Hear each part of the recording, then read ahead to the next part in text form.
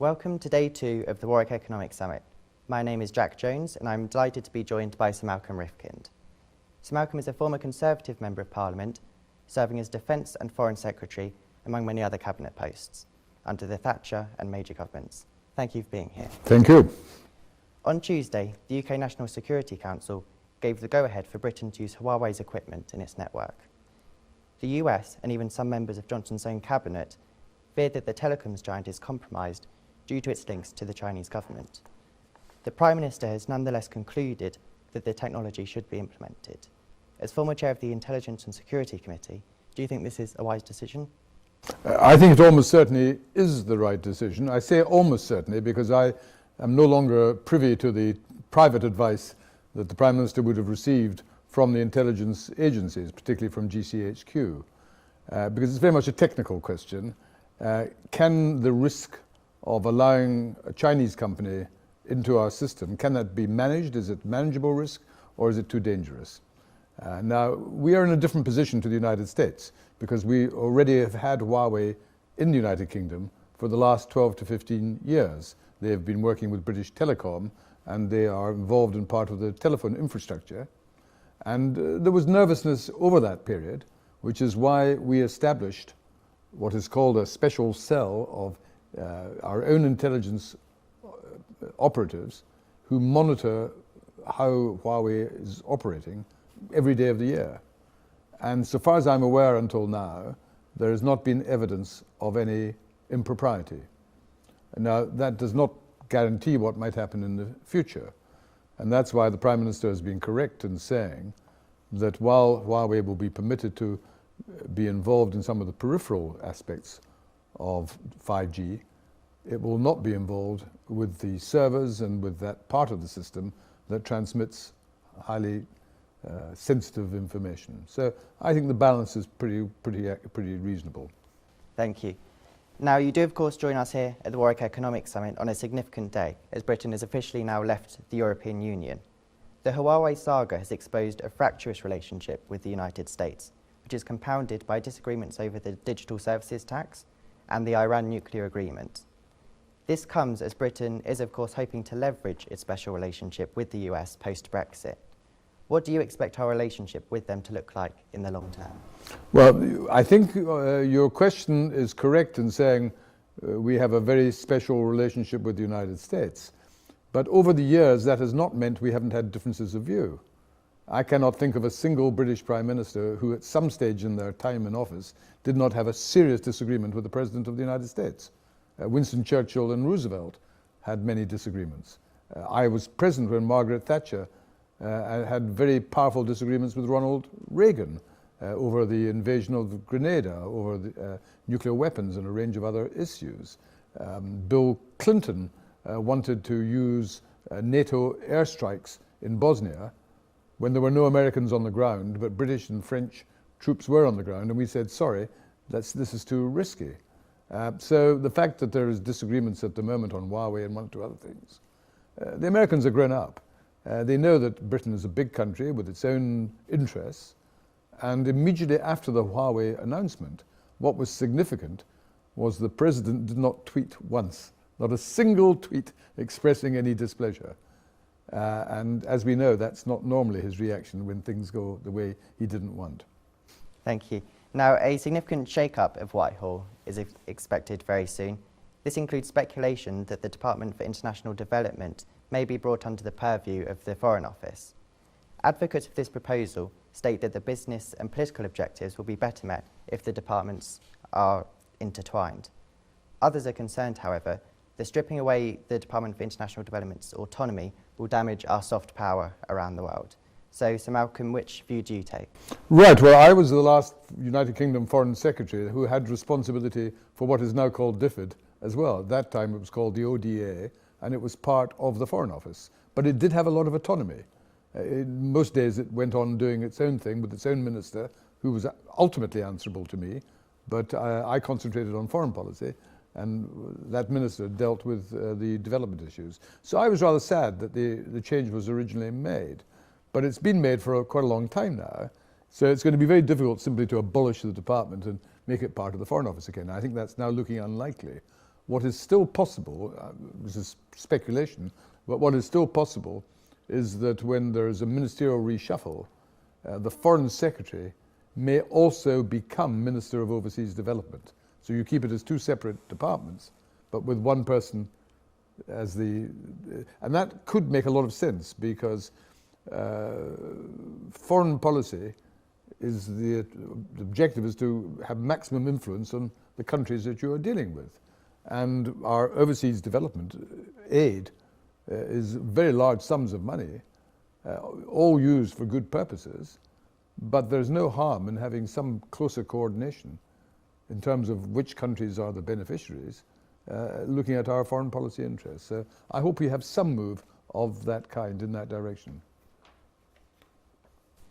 So in an effort to tackle regional inequality and appeal to the northern constituencies won by the Conservatives in the 2019 general election, Boris Johnson has indicated that he will push ahead with high-speed rail too. Fierce opposition within the Conservative Party has ensued, with MPs concerned over escalating costs, which could rise to £106 billion. You, of course, spearheaded the Department for International Transport under the Major government. Are you supportive of continuing the HS2 project, or do you think there are better uses for £106 billion? Well, I have not been privy to the studies that have been done in the recent past as to the economic projections as to what the project is likely to cost. So at some stage, if the costs mushroom and multiply, you have to say, well, can we afford it? Is it a good use of resources? I don't personally know whether we're at that stage or not. What I would say is I hope it is possible to have HS2. I mean, the idea of improving our railway infrastructure, not just to Birmingham, but to Manchester and Leeds and to the north of England, and ultimately to Scotland as well. That is all something highly desirable. Britain's not famous for its transport infrastructure. Because of these political controversies, it's held it back. So I hope the project can go ahead, but I entirely acknowledge that if the projections of cost mushrooming, if that is a genuine likelihood, then that does not necessarily mean the project should be cancelled, but it may affect the size of the project and the timing of it in order to keep costs under control. And so, still on the issue of regional inequality and the shake-up of Whitehall, which we've referenced, there's also talk of the House of Lords possibly moving to York, which has been confirmed that it could happen by the chairman of the Conservative Party. So I'm interested to also get your view on I think that. it's Do you think barking. It's posturing? Well, I wouldn't say posturing. I think it's very unlikely that anything remotely like that will happen. And I think it would be pretty silly as well. First of all, if you're going to make a fundamental change, I could understand an argument saying the whole of Parliament should move out of London to somewhere else. But the idea you take half of Parliament in London and half of Parliament, whether it's York or somewhere else, the costs would be enormous. Just think of the mess that the European Union is still in because the European Parliament has to shuffle between Brussels and Strasbourg because France has never allowed them to rationalise the system. So I don't think that makes sense. And think of some of the practical issues. We normally have the state opening of Parliament in the House of Lords. Is the Queen expected with everybody else to move up to York for this particular ceremony, and will it be the sort of ceremony we've been used to, or will it be a much more sub-fusk type, plain, formal gathering? But that's just one issue. But you also have problems of ministers who are in London. Are they constantly have to go back and forward to York because they are giving evidence to a committee on some particular aspect of policy? I just think it's a very noble idea that does not make sense. Not because it's York, same would apply wherever it was being proposed. So you said that the reason perhaps it couldn't work is because you'd have the House of Commons and the House of Lords in two different places. So could you perhaps see a possibility or be supportive of the idea of moving all of Parliament out of London? I think as long as London remains the capital of the United Kingdom, I think that's where its Parliament should be. But having said that, I do believe in much greater priority being given to the decentralization of many government offices and departments and buildings and jobs. We're a very centralized country in the United Kingdom, and it's partly the consequence of geography. Here you have a situation where our political centre is London, Our financial centre is the City of London. Most of the business activity is concentrated in the southeast, but that is also where most of the population live. And you have to go through the southeast in order, whether it's through Eurostar or any other way, to get to the continent. You have to go through what is already the most populous part of the country. You have to use it as a transit zone as well. So that's all pretty awkward. So the more that you can spread much of the infrastructure of government in other parts of England, in Scotland, in Wales, Northern Ireland, that is highly desirable. What I'm not keen to contemplate is simply saying, well, we'll have our parliament in a city that is no longer the capital of the country. That just doesn't seem to make sense. One of the outcomes of the general election in December was a stronger Scottish Nationalist Party, who won 48 seats. Nicola Sturgeon, the party's leader, has claimed this as a mandate for a second Scottish independence referendum. If parties that unequivocally support a new independence referendum win a majority under Scotland's proportional system in their 2021 election, then the calls for independence will become harder to ignore. So Malcolm, having represented Edinburgh in Parliament and being a strong supporter of the Union, do you think Boris Johnson will be politically able to hold off this demand for much longer?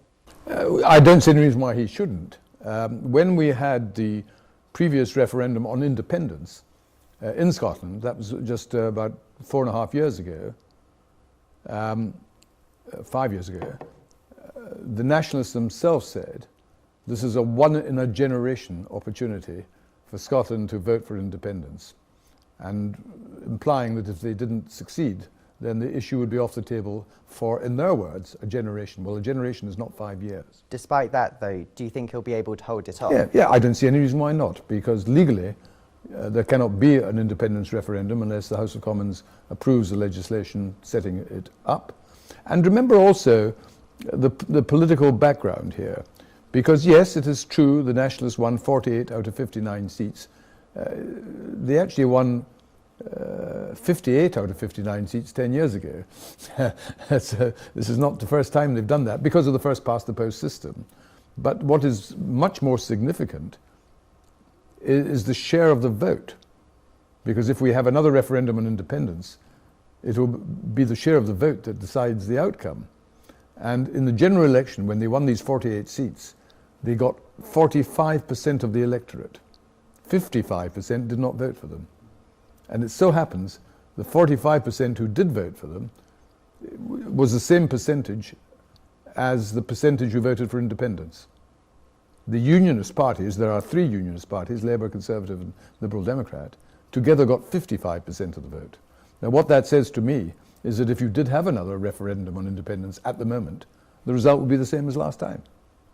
55 to 45% against. Yeah, so obviously the Conservative Party didn't do great in Scotland. Well, we did a lot better than the Labour Party. Yes, you did do better than the Labour Party. But perhaps, you know, with the SNP doing so well, what do you think that party needs to do to appeal to Scottish voters, the Conservative Party? Well, I think the Nationalists have a problem, particularly when it comes to the next Scottish Parliament elections, where you don't have first past the post, you have a proportional system. And as we have found with British governments, when you have people in power for 10 years, 11 years, the public get tired. They think it's time for a change. And Nicola Sturgeon has now been First Minister for quite a long period of time. And there is a lot of criticism in Scotland that the Nationalists are so obsessed with the independence issue that our health service, our education system, our transport system, all the other proper substantive issues of government are being neglected. Now, Nationalists obviously deny that, but that's what a lot of people are now saying. So I think it is entirely possible that they will lose their overall majority. They may still be the largest party, but they will lose their overall majority. And it seems clear that the Conservatives are now the main opposition, the Labour Party having collapsed so dramatically. So there could be quite exciting times ahead. And of course, in Scotland, the big issue for the next few months will not be independence or Brexit. It will be the criminal trial of Alex Salmond, which, whatever the outcome, is going to dominate the political world north of the border, and that won't do them much good. It also could involve Nicola Sturgeon, because it is now well established that she was aware of the allegations that Salmond is now having to deal with in court. She was aware of these allegations, but did not report them to the police. So she could be under a lot of criticism. So although that's got nothing to do with independence, in the real political world, that's what will be producing the headlines in the next few months. Unfortunately, that's all the time that we've got for today, but thank you very much for joining us here at the Warwick Economics Summit and sharing your thoughts with us. It's been a pleasure. Thank you very much.